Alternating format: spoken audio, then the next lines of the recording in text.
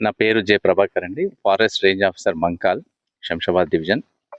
అయితే దేశవ్యాప్తంగా ఇప్పుడు జరుగుతున్న ఆల్ ఇండియా టైగర్ ఎస్టిమేషన్‌లో భాగంగా నేను ఈరోజు ట్రాన్సాక్లైన్ సర్వే కొరకు ఎలిమినేట్ బీట్ లావణ్య దగ్గరికి రావడం జరిగింది.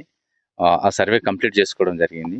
అసలు ఈ దేశవ్యాప్తంగా నిర్వహిస్తున్న ఈ ఆల్ ఇండియా టైగర్ ఎస్టిమేషన్ ఎందుకనంటే ఇది 6 డేస్ ప్రోటోకాల్ ప్రకారంగా జరుగుతుంది.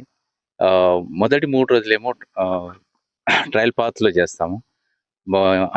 ఇంకో 3 రోజులేమో ట్రాన్సాక్ట్‌లో చేస్తాం. ఈ ట్రయల్ పాత్, ట్రాన్సాక్ట్ ఏంటి అనంటే, ట్రయల్ పాత్ అనేది కార్నివోర్ అంటే మాంసాహార జంతువుల యొక్క గణన చేయడానికి నిర్దేశించిన విధానం అది. అలాగే ట్రాన్సాక్ట్ అనేది కేవలం శాకాహార జంతువులను గణన చేస్తాం. ఈ ట్రయల్ పాత్‌లో మనం చేస్తున్నప్పుడు కార్నివోర్స్ అంటే మాంసాహార జంతువుల యొక్క సైన్స్ అంటే సంకేతాలని మనం ఇండైరెక్ట్ సంకేతాలని మనం నమోదు చేయబడతాయి.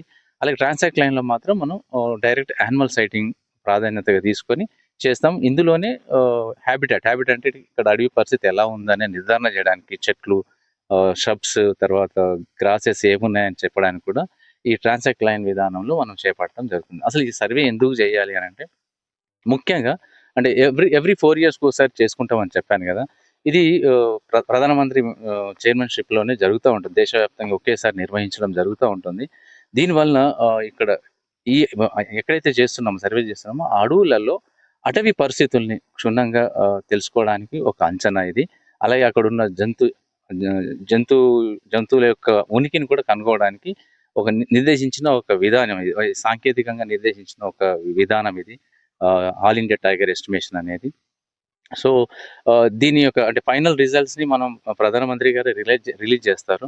చేస్తున్నప్పుడు ఆ ఇండికేషన్ ఇవన్నీ కూడా ఇక్కడ అడవుల పరిస్థితులు ఎలా ఉన్నాయనేది మనకు ఒక నిర్దిష్టమైన రిజల్ట్ ఇస్తున్నప్పుడు మేనేజ్మెంట్ అంటే గవర్నమెంట్ గానీ, ఫారెస్ట్ డిపార్ట్మెంట్ గానీ ఫర్దర్‌గా ఈ అడవుల్ని ఎలా రక్షించాలి, తర్వాత ఎలా వాటిని అభివృద్ధి చేయాలనే దానికి ఖచ్చితంగా సూచకాలు అవుతానడంలో ఎటువంటి సందేహం లేదు.